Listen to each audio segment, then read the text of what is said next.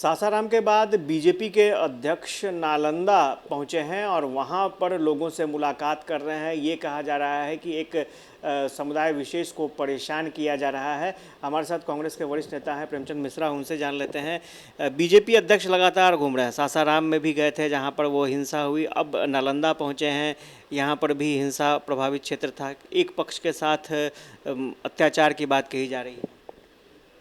देखिए, भारतीय जनता पार्टी को अपनी कार्यशैली में बदलाव लाने की आवश्यकता है। सासाराम में भी इन लोगों का कोई आयोजन हुआ था, उसके बाद वहाँ कितना उपद्रव हुआ हम सब ने देखा। 700-800 लोगों को गिरफ्तार किया गया था, उसमें से कुछ तो बजरंग दल के कार्यकर्ता निकल आए बाद में।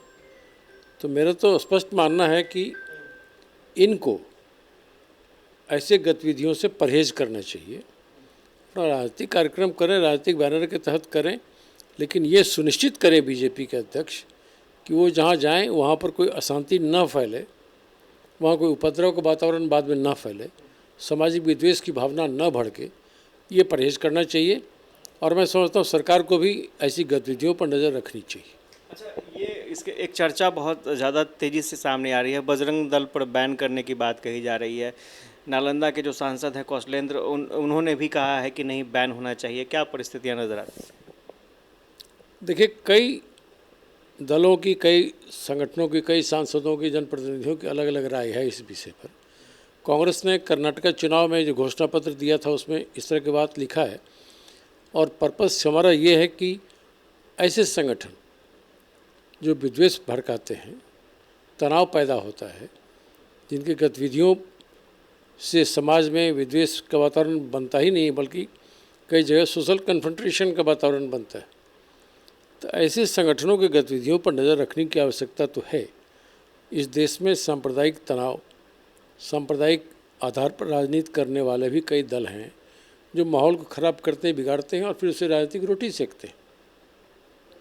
तो उसमें क्षेत्र विशेष को लेकर कई जगह ये शिकायतें आई हैं गतिविधियों को लेकर, जहाँ पर यह महसूस किया गया है कि ऐसे संगठनों की गतिविधियों पर नज़र रखने की आवश्यकता है।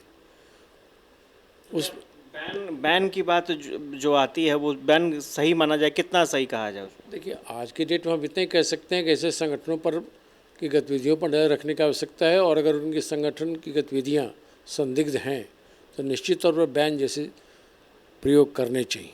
लेकिन बीजेपी तो खुली चुनौती दे रही है, कह रही है कि अगर हिम्मत है तो बैन करके दिखाएं बजरंग दल को। नहीं, सवाल बजरंग दल का ही नहीं है या आरएसएस का नहीं है।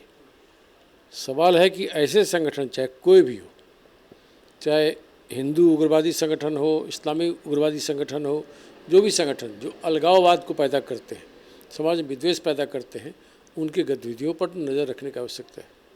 प्रेमचंद मिश्रा थे और ये बता रहे थे कि बीजेपी अध्यक्ष भले ही नालंदा का दौरा कर रहे हैं, लेकिन उन्हें अपनी गतिविधियों को संयमित करनी चाहिए, माहौल ख़राब नहीं होना चाहिए इलाके का। और जहाँ तक बजरंग दल पर बैन की बात है, तो ऐसा अगर लगता है तो सरकार को नज़र रखने की ज़रूरत है। जो भी इस तरह के विघटनकारी दल हैं, उन पर ख़ास तौर पर ध्यान रखने की आवश्यकता है। कैमरा पर्सन श्याम के साथ आशुतोष चंद्रा, कशिश न्यूज़, पटना।